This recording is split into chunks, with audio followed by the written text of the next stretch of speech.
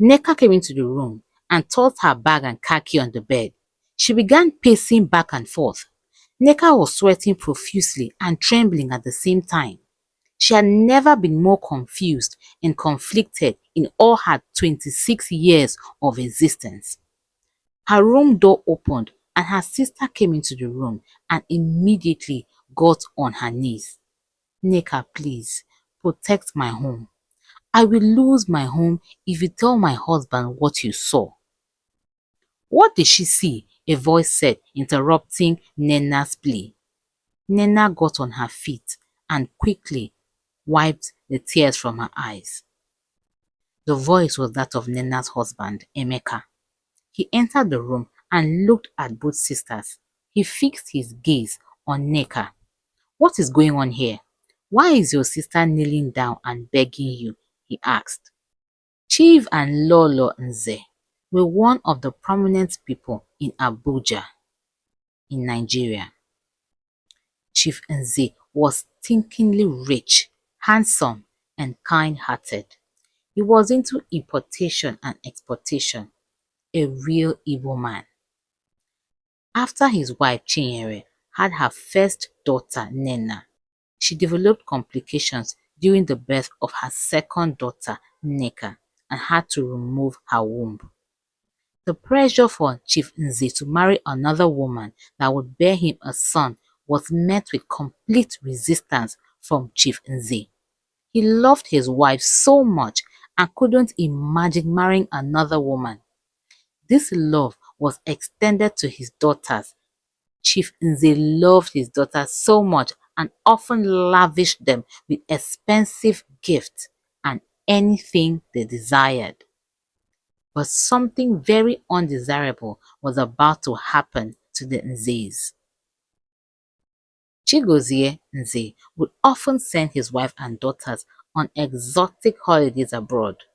But on this particular summer, he sent his daughters with their nanny because he needed to attend an important function with his Lolo, Chinyere.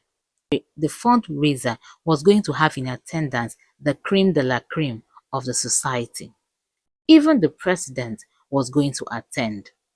Lolo Nze was to attend the occasion with her husband and leave the following day to be with her children. But fate had other plans. Nnenna and Nneka were in their teens, Nnenna being 16 while Nneka was 13.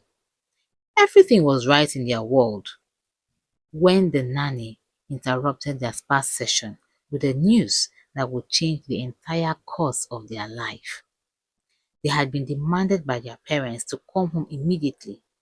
Nnenna and Nneka found it very odd, and even when they tried to call their parents to express their displeasure, their parents could not be reached.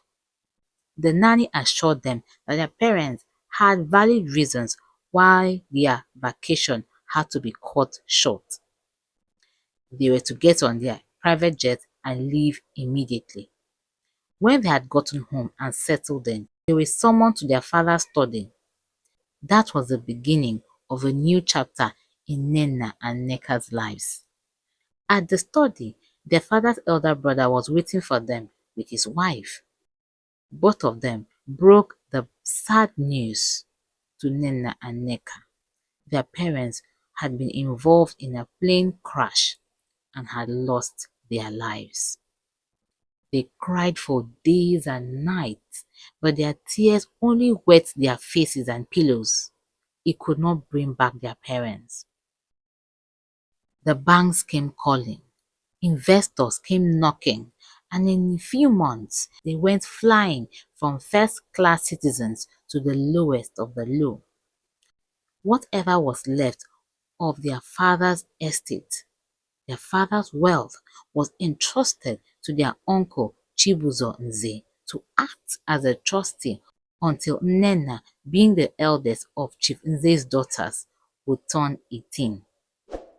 They had to move from Abuja to Lagos to live with their uncle. Their uncle, Chibuzo Nze, took them in, but life was never the same. They had to change schools, and they no longer had the luxury of having a nanny. Their uncle did the best he could until he had to relocate to Saudi Arabia for greener pastures. That was another turning point in their lives. At first, their uncle would call often to check on them, but one day something happened. Their uncle's wife, Nneka, had a party to attend. She couldn't find her gold necklace. She checked for it everywhere, and soon everyone joined in looking for it, Nnenna and Nneka included. Before long, the necklace was found in Nneka's suitcase. Nneka tried explaining to her aunt that she had no idea how it got there, but the aunt was not buying it. She accused the two sisters of being thieves, and from that day, her behavior towards them changed. All of a sudden, they could no longer speak to their uncle.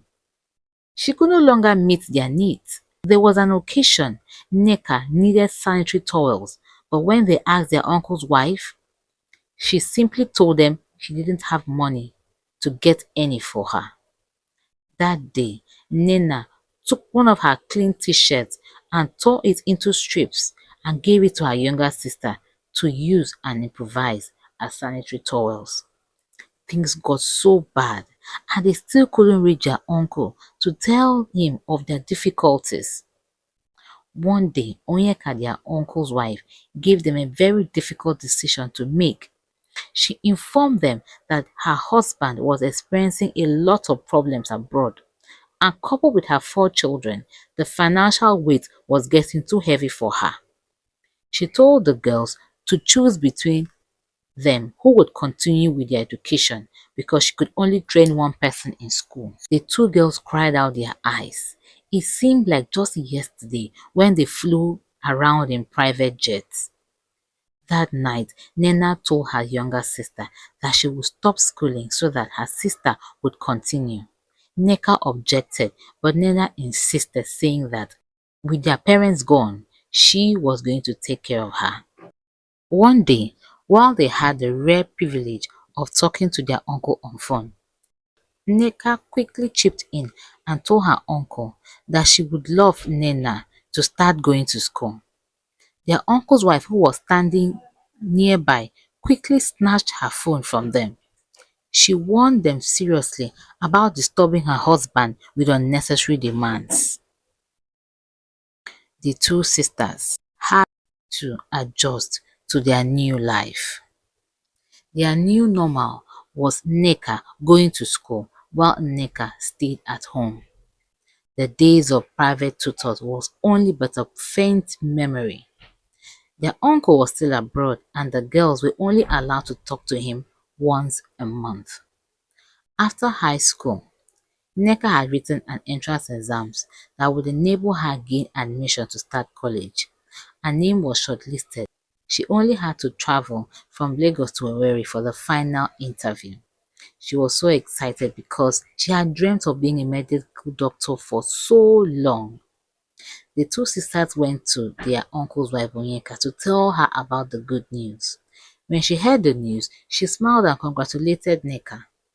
Nnenna informed Onyeka of the date selected for the interview.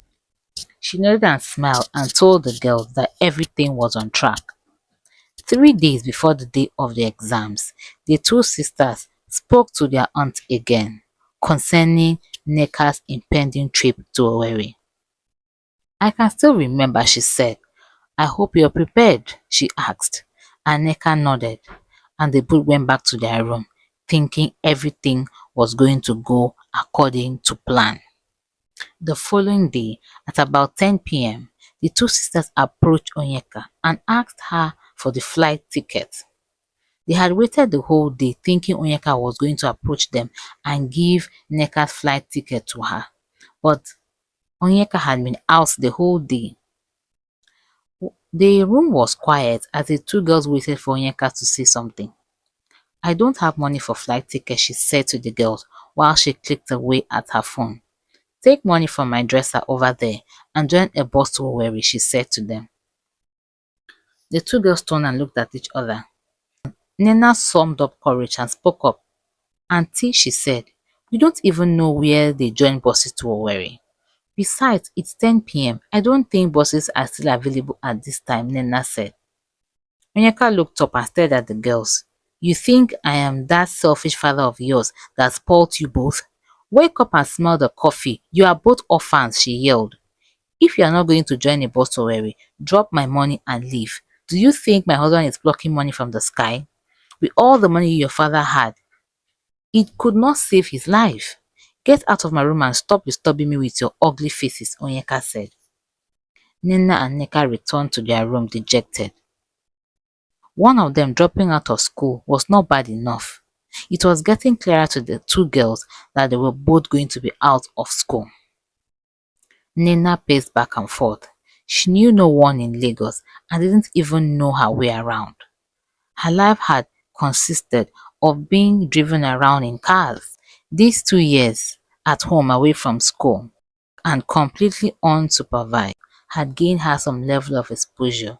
She had become a little bit street smart. Is this how I am going to drop out of school? Does Uncle know that his wife is doing this to us? Nneka asked her sister, who didn't have answers to the questions she was asking. Nnenna turned to her sister, who had begun to cry. I will be back, she said. Nnenna left and came back the following morning.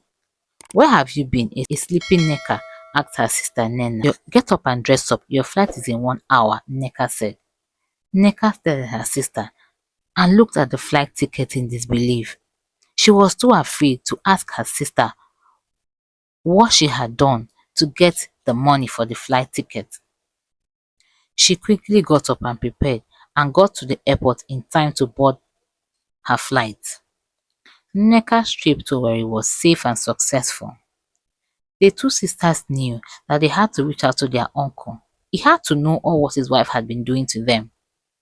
Even though a chunk of her father's wealth had been used to settle investors, debtors and bank loans, a lot of it had been entrusted to their uncle since they were both below 18. The two girls both hatched a plan that they were going to take Onyeka's phone, copy the phone number of their uncle's foreign line, and call him. Nneka had gained admission, and Onyeka had said nothing concerning Nneka's education. But Onyeka was always with her phone. It was like an extension of her arm. One evening, an opportunity presented itself, and while she was taking a shower, the two girls got into her room and took the phone. Unfortunately, it had a fingerprint security lock. The two girls left with their tails between their legs, but the unexpected happened. That same day, Onyeka informed the girls that their uncle would be coming back. The girls felt that finally things would be getting back to normal, especially since Nnenna was to turn 18 in a month. But normal was a thing of the past for the two sisters. When Chibuzo, their uncle, came back, Nnenna approached her uncle and told her that she would love to take over her father's estate since she was now 18. The uncle calmly told her that he would be inviting the family lawyer over the following day. The following day, the family lawyer was invited, and everyone sat and was prepared to hear what was going to happen next. The proceedings started. Chibuzo brought out documents showing business deals he had done with his late brother. The documents were presented to Nnenna and Nneka, and it showed that based on the document, everything now belonged to Chibuzo. Before their very eyes, their hope for a decent life was dashed to pieces. After the barrister left, Chibuzo turned to his nieces. Now, I'm tired of all the complaints I hear about you from my wife. Now, you both know that you are only living under my roof because of my benevolence. From today, I can only do what I can for both of you. I owe you all nothing. When your father was here, I had to beg for crumbs from him. He had connections with the high and mighty in the society, but as his elder brother, he did nothing for me. And my wife has been too kind to both of you. From today, you are both on your own, Chibuzo said to his nieces. Nnenna and Nneka stared at their uncle in complete shock. They could not reconcile the man that would pet them and play with them while their father was alive, and this man that was so cold and distant. "You better be on your best behavior or you're out of my house," he said to them. He got on his feet and his wife followed suit. "You came to tell me you're 18 and you want to take over your father's estate. Happy adulthood," he said, and left the sitting room with his wife. Life for the two sisters took a different dimension. It was bad when Onyeka was in charge, but at least she fed them 3 times a day and took care of their needs. Now it was worse. Their uncle made sure that they were not given food. But Nneka never starved because Nnenna would go out and come back with money. She paid for Nneka's education. During Nneka's third year in school, studying medicine, Nnenna told her sister that she had found a man she wanted to marry. Before Nneka could come back from school, Nnenna and her fiancé had set a date for the wedding. Nneka was curious to meet this man that had completely captured her sister's heart. The day she met Emeka Igwe, Nnenna's fiancé, she was impressed. He was handsome, gentle, rich, influential, and well-traveled. Just by speaking to him, Nneka could sense the class he exuded. In the little time Nneka spent with Emeka, she could see his kind heart and sense of duty. Their wedding was the talk of the town, and the internet wasn't left out. All the major blogs and content creators covered the event. It was an event because only the movers and shakers of the society were invited. After the wedding, Nnenna and her sister moved into her matrimonial home. Seeing the way Emeka doted on her sister reminded Nneka of the way their father loved their mother. Life was looking up for the two ladies until two events occurred. One evening, Nneka, who had taken to content creation, had finished a live video and had decided to get a snack.